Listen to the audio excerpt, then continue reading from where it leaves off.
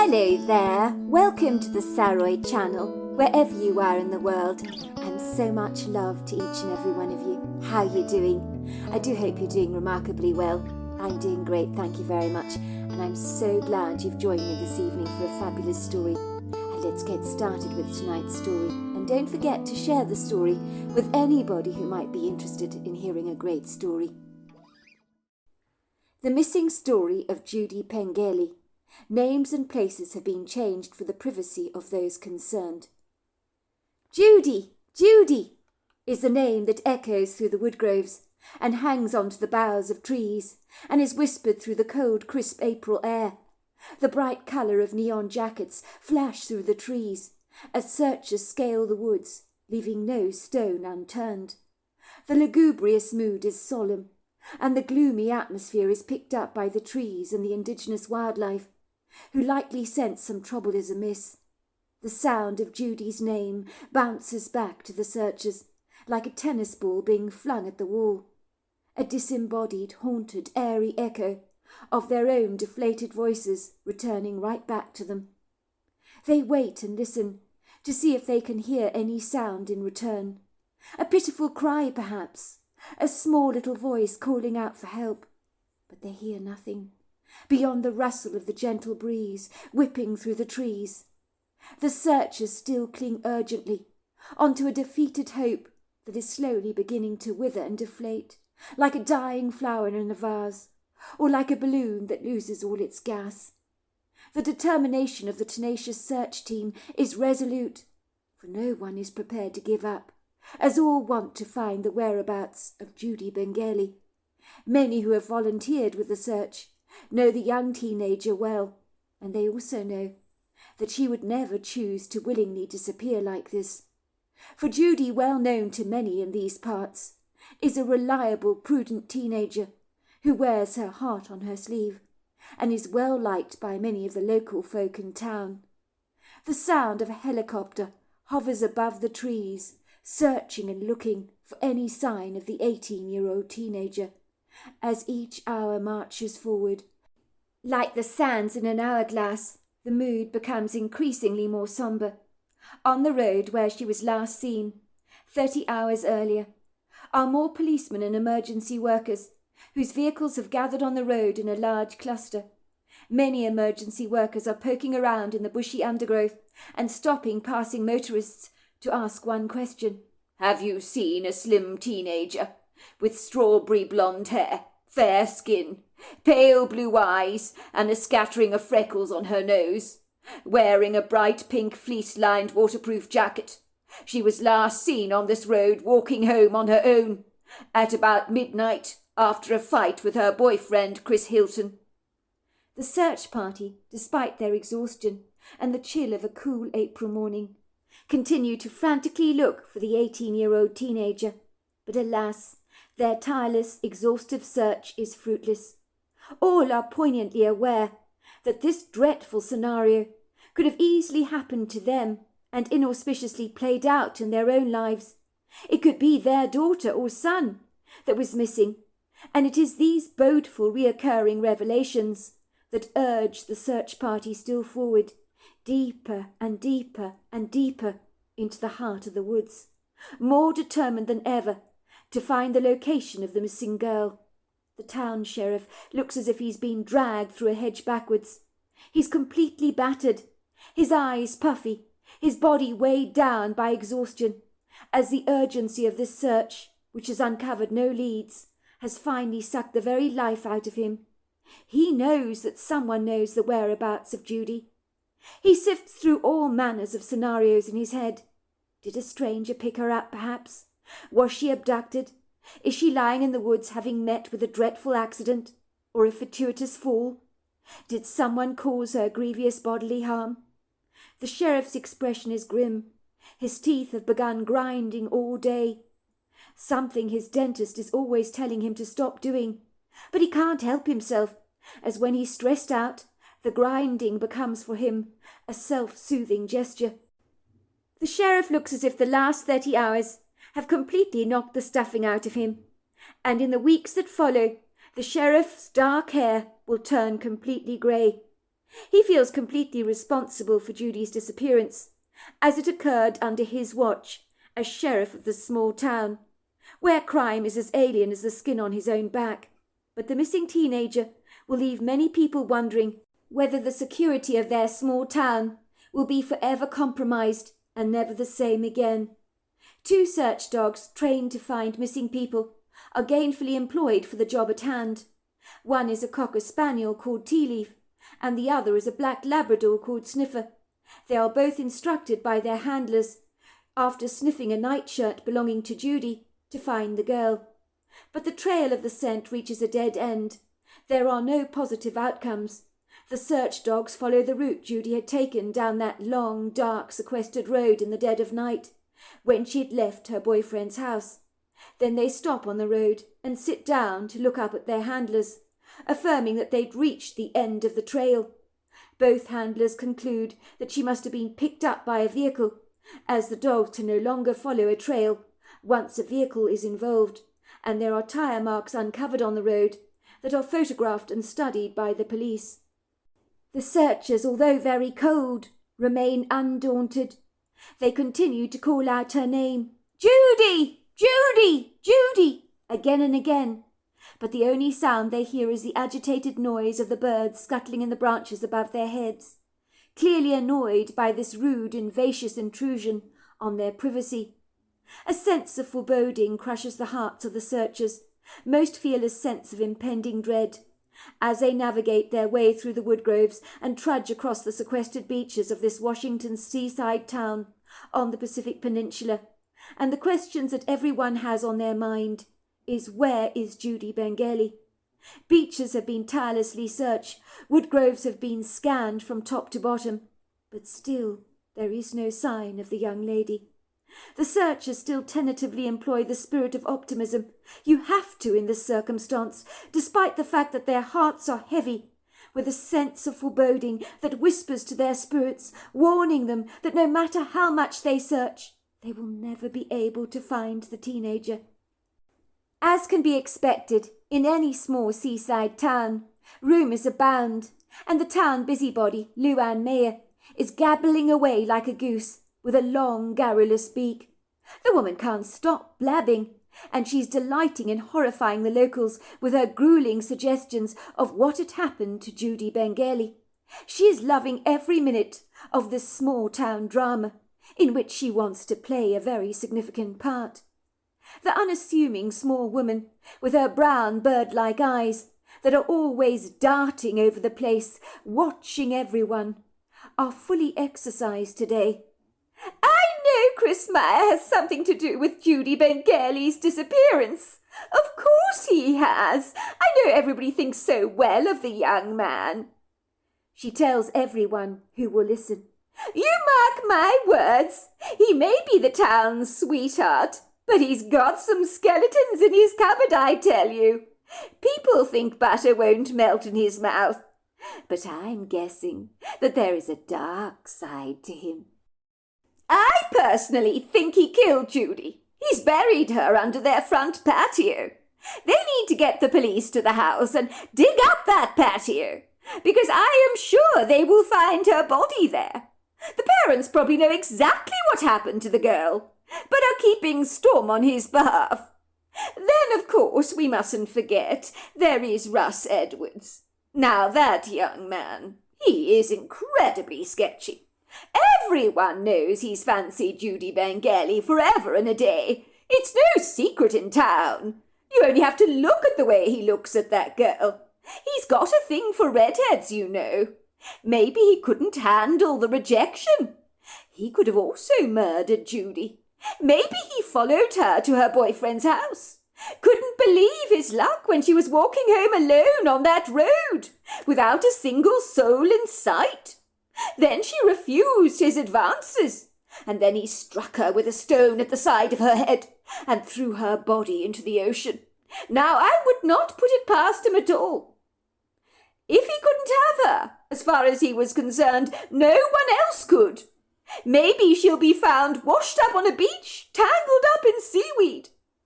Oh dear, said Luann Miner. "Now don't give me a look like that, Sophie dear. before you roll your eyes at me. Now I'm only saying what you're all privately thinking. You just haven't got the boldness to say it. You all know these thoughts are going on in your mind as well. Oh dear, what on earth is the world coming to? She said, wiping the sweat away from her face with a handkerchief. It's just so tragic. Honestly, such a lovely girl. The town is never going to be the same without her. Many of the locals looked at Luann Meyer with withered glances, hoping that she was spouting all kinds of nonsense, like an overboiling teapot on the hob, as none of them wanted to believe that any of their own was responsible for Judy's disappearance. You should shut your mouth, Luann, said Doris Arkin. Honestly, will you ever stop gossiping? We do not know what happened to Judy Bengali, so stop smearing people's reputations with your poisonous suggestions. We're sure that Chris Hilton and Russ Edwards had absolutely nothing to do with Judy's disappearance. But are the townsfolk sure about that? No one can be certain about anything. And years after the event, people discuss over their bowls of cereal at breakfast time, what did happen to Judy Bengali? Some are resigned to the fact that maybe they will not know. But underneath the stoic faces of the townsfolk, there is a restlessness. The not knowing of what happened to Judy has robbed many a local of a good night's sleep, and left some people concerning themselves with double bolting their doors at night. After all, you can never be sure who or what is out there. The previous evening, April the 10th, 1983. 15-year-old Bobby Hilton is lying across his bed, flicking through his comic magazine, chuckling at some of the pictures, when he hears the loud argument outside the front door of their home. He puts down his magazine briefly and moves over clandestinely to the window of his room on the second floor of their double-story wooden-panelled home. He discreetly drags up the sash window and listens intently to the argument. He's never heard his brother argue like this before, with his girlfriend Judy Bengali. Bobby does not have much time for his brother Chris, who is a rising football star at school, and a successful sportsman, but also a big bully. And throughout his young life he's been bullied and patronised tirelessly by his brother, who calls him the unfortunate name Squirt. It would seem all his brother's friends have adopted the seemingly affectionate name, and are also always calling him Squirt. He hates being constantly patronised, humiliated, and belittled by his brother Chris, who is always doing something to deride him and make fun of him. He has been the butt of his brother's jokes since the very day he was born. His brother has baited him throughout his life, and he is tired of it. Bobby has always been afraid of his bigger brother, and in his opinion, they've never been particularly close. He doubts he ever will be. His brother has always looked down on him. Worse still, he's got quite the temper on him, and on one occasion, when he'd had an altercation with his brother, Bobby remembers he was so scared that his brother Chris was going to kill him, as the enraged look on his crimson face when his fists hovered above his brother's head were menacious. He had stared up at his brother in horror, with a pleading look in his eyes, waiting for that powerful fist to thrash his skull in. For a second, the savage look on his brother's face had dissipated, to be replaced by a gormless grin. "Oh, my God, Squirt! You thought I was going to kill you, didn't you?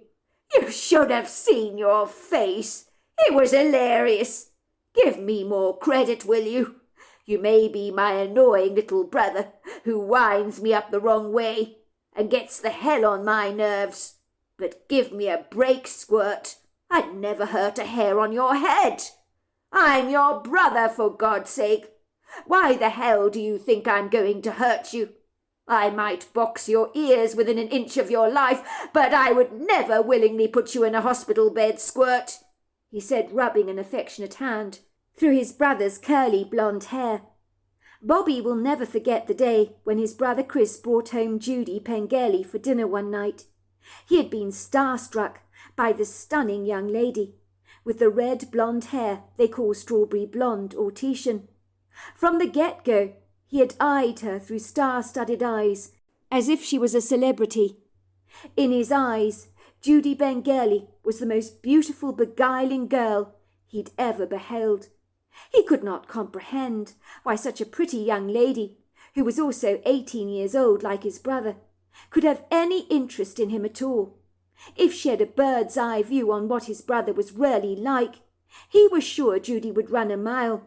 But he knew love could be incredibly blind, as people always chose to see what they wanted to see. Every girl in the school had eyes for his big brother, so why would Judy Bengali be any different? "This is Judy, Mum and Dad," Chris had said proudly when he introduced his parents to his new girlfriend one evening. "Oh, it's so wonderful to meet you," Mrs. Hilton had said to her, her bright eyes warmly welcoming Judy into their home. Chris had first invited her to dinner. "Let me introduce you, Judy, to my silly little brother Squirt," he said, ruffling up his brother's hair affectionately, as if Bobby was a cute little toddler. Bobby was furious. "Don't do that to me, Chris," said Bobby, pulling away in disgust from his brother, straightening up his ruffled hair. "I'm not 2 years old, for God's sake. I'm only 3 years younger than you are. Don't treat me like a baby." "Keep your hair on, bro," said Chris with a big wicked grin on his face, delighting in his brother's aggrieved reaction. "Bobby here," he said to Judy, "is quite the sensitive soul. It doesn't take much to ruffle his feathers, as you can see. Sometimes I just can't help myself." Chris had cruelly belittled him in front of Judy, in front of this gorgeous young lady. Judy flashed a bright warm smile at Bobby and said, "Hello, Bobby. It's so lovely to meet you. Your brother here has told me so much about you." Bobby had inwardly squirmed. He couldn't imagine his brother saying anything nice about him to his girlfriend Judy. No doubt he'd told Judy what a prize wuss he was, and told her in detail about all the mischievous clever stunts he'd subjected his brother to. How Bobby had reacted after he'd put cockroaches in his boot, maggots in his peanut butter and jelly sandwiches, and about the bucket of water that he'd put above Bobby's door, that had come tumbling all over his suit before the family was about to attend a wedding. "Don't look so worried," said Judy, studying the annoyed furrow developing on Bobby's face. "Your brother's only ever been singing your praises, you know. But he tells me he gets a complete kick out of winding you up. If you want my advice, don't give him any kind of reaction. If you don't respond to his tricks, he won't enjoy poking fun at you. We have a cat at home that toys with mice all the time, and they squeak and run, and she chases after them. One day the mouse played dead and did not respond to my cat when she pawed it, so the cat grew bored. The mouse in the end got away." "Hear that, Bobby?" said Mrs. Hilton, smiling fondly at Judy. "Your brother will stop winding you up if you don't give him what he wants. Judy is exactly right about that. You give him such a perfect reaction. That's why he does what he does to you." While their advice was well-meaning, Bobby knew it was easier said than done. It wasn't easy not to react to the stunts that Chris Hilton pulled on him. Bobby had never told Chris how he had clandestinely nursed a secret crush over his girlfriend for as long as Judy had been part of their lives. He knew that such a fixation over his brother's girlfriend would go down like a lead balloon with Chris. If his brother knew the truth, he'd likely scoff and say something insulting like, "Judy, interested in you, Squirt? Give me a break. You're still a baby, barely out of nappies." It would seem his brother Chris and Judy were very keen on each other, and for a long while his brother nurtured a much nicer personality. It must have been the positive influences of his girlfriend. It was a given that his brother was completely smitten by Judy, and he'd say one thing about his brother: he had excellent taste in women, but that was where his admiration for his brother began and ended. It was not long before Judy became a fixture and fitting in the Hilton household, like a piece of treasured, much-loved furniture you always enjoyed having around. Judy was not just a pretty face. She had a very kind heart and was generous and warm. She was excellent at math, so much so that Bobby would use any excuse in the book to ask her for help with his math homework, just so he could get close enough to smell the whiff of her perfume. Judy always smelt so lovely. She wore Miss Dior, and he loved the smell on her. "You like it?" she'd say, smiling at Bobby. "It's my signature perfume. I won't wear anything else." So on this inauspicious night, when the Hilton family's lives would change in ways they never imagined possible, when everything would go badly awry in the small town for so many, Bobby slunk closely to the window. He eavesdropped on the argument that Chris was having with Judy. Judy was very upset and quite affronted, expressing her extreme indignance with a fiery impertinence that literally matched her hair. "I can't believe you'd believe I'd do that to you, Chris. I've never ever been unfaithful. It's not fair for you to assume the worst of me. Why don't you trust me? You've got this all horribly wrong. I thought you knew me better than that. I'd never set out to humiliate you. You know I wouldn't." "Trust has to be earned, Judy, and you don't know the meaning of the word, do you? Do you think I'm an idiot, Judy? Do you think I'm an idiot? Look at me. Do I look like an idiot?" "Where is this coming from, Chris? Listen to yourself. You sound so bloody insecure. Of course you're not an idiot, Chris. Anyone can see that. But you've got this horribly wrong. Yes, Russ has been coming on to me, but I told him I'm not interested. Listen, I'm not interested. Nothing has ever happened between us. Yes, I admit I'm always nice to him, but he's a nice bloke. I hold my hands up to that. But I'm nice to everyone, aren't I? That is who I am. Just because I'm nice doesn't mean I fancy someone." Nice, nice. Is that the only word you can employ? For God's sake, Judy, I'm not an idiot. That is not what I heard. I heard Loverboy Russ Edwards was grovelling over you like a lecherous jerk, so typical of him. I gather he's been whispering sweet nothings to you in the public library. Several people saw him whispering in your ear. You were giggling. Hear that? You were giggling. Later you were seen at the park on the beach, talking to him on the swings. And I heard this from Simon. He phoned to tell me about it. He witnessed it. He said the two of you looked very cosy together. Do you think you're going to take me for a joke? I can imagine everyone in town is having a good old laugh behind my back, especially Luann Meyer. She's probably in her element, having a field day, saying, poor Chris Hilton. He doesn't even realise that Russ Edwards and Judy Bengali are now an item. Do you know how humiliating that is for me? Do you have any idea? It's crushing, Judy, crushing. How can you do this to me? I do have my pride, you know. Does our relationship mean nothing to you? How do you think I feel about all this? Of course you're not an idiot. But your friend Simon is meddling into things he doesn't understand. He's barking up the wrong tree. I'm not remotely interested in Russ Edwards. He's funny. He makes me laugh. But that's it. I might have flirted with him, but it was harmless fun. It didn't mean anything. I guess I'm flattered by his attention, that's all. It doesn't mean anything is going on between us. I was talking to him in the library because he told me he liked me a lot. I told him that his advances had to stop, that it would upset you. I was on the beach swing and he came up to me and sat next to me on the swing opposite. I told him I liked him as a friend. He was funny, but there's nothing more going on between us. Yes, he tried to kiss me. I pushed him away, and he walked away.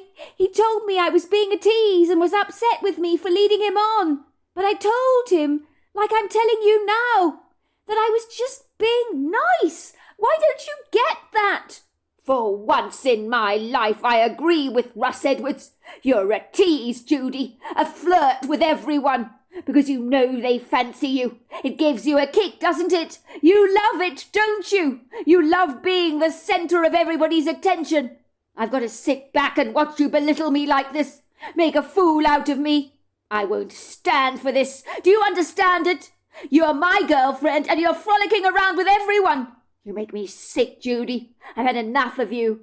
Get out of my sight. I can't stand to look at you right now. You completely disgust me. As the voices got more and more inflamed, and the argument persisted, Bobby's brother spit out some vicious words at his girlfriend Judy that were vile. Bobby blocked them out of his head, pretending not to hear them. His brother's words were cruel and derogatory. He had called his girlfriend a whore. I mean, who does that? Bobby blocked his ears. He couldn't believe Chris was talking to Judy like this. Her flirtatious personality was part of her whimsical charm. But she had been devoutly loyal to his brother. He knew that. His brother knew that. And so did everybody else. Yet, as usual, his brother was reacting adversely, trying to tear Judy apart limb from limb, like a truculent cantankerous bull, having a temper tantrum in a field of bluebells, tearing the delicate, beautiful flowers apart with his rampaging hooves, not appreciating how perfect those bluebells were. They were fragile and needed to be treated with respect, like Judy did. Why did he not leave Judy alone and give her the respect she deserved? He knew his brother was furiously jealous. That was what this was all about. Bobby wanted to go downstairs to tell his brother to stop upsetting Judy, but he shrank back into the shadows, terribly afraid of any confrontation with his brother. He didn't fancy being beat up by his brother for butting into his brother's affairs. "Please, Chris, listen! I haven't done anything wrong. Why are you being so unreasonable? Why are you behaving like this? You're reacting so adversely over nothing. Please, please, please don't be like this." She was obviously crying. Tears were spilling down her pretty cheeks, but Chris did not soften at the sight of his girlfriend's tears. He seemed to be hissing at her. "Get out of my sight, Judy. You disgust me. Why don't you go off to Loverboy?" he taunted. "Call him now. Ask Russ to pick you up. You're not getting a lift from me tonight," he said, slamming the door behind him. "You can walk home yourself as far as I'm concerned. Personally, I prefer not to pick up hookers. I do have my standards, you know." "Please, open up! Open up! Chris, let's talk about this.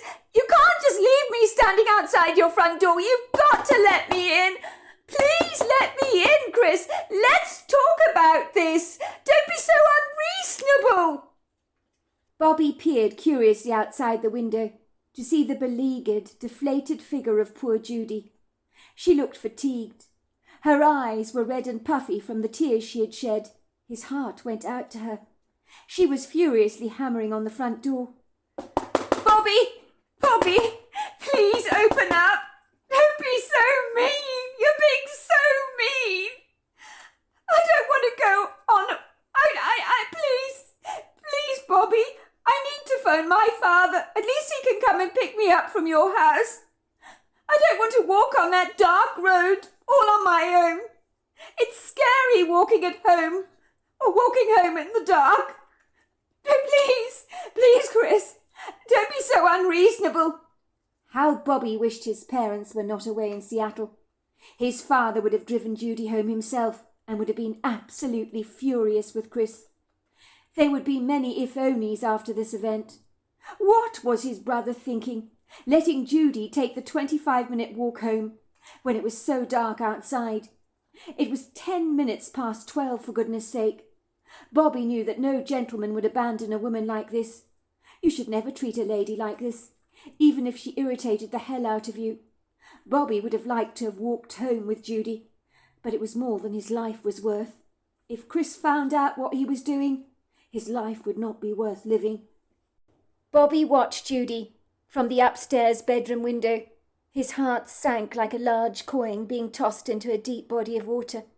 It tore at his heartstrings to see the defeated, heartbroken figure of Judy, wearing her jeans and pink windbreaker, slink away into the dark shadows. He watched her disappear down the driveway until finally she was gone. "Go after her," a little voice whispered in his ear. "Go after her, Bobby. Bobby, go after her." But he refused to listen to that voice, to avoid any cantankerous altercations with his brother. Years later, he would always regret his cowardice, for had he gone after Judy Bengali, she might never have gone missing. He could hear his brother mumbling under his breath, "What a bitch! It serves her right. I won't be treated like a mug." He could hear his brother thundering around downstairs, like a truculent rhinoceros, throwing his fists into the furniture. He was in quite the rage. After about 5 to 10 minutes had slipped by, it would seem that the heat of Chris's rage had simmered down to a significant degree. He had grown a conscience all of a sudden. Bobby sighed with relief when he heard the front door slam behind his brother and the engine of Chris's car starting up. Thank God his brother was finally going after Judy. He'd do the right thing by her and chivalrously take her safely home, even if he did so rather begrudgingly. Bobby calmed down significantly, feeling moderately reassured that Judy would be safe.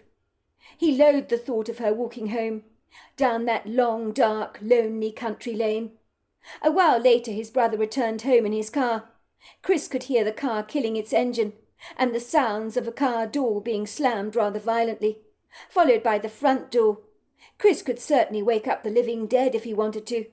His brother knew not the meaning of the word quiet, and tonight in his frenzied mood he seemed to enjoy creating pandemonium.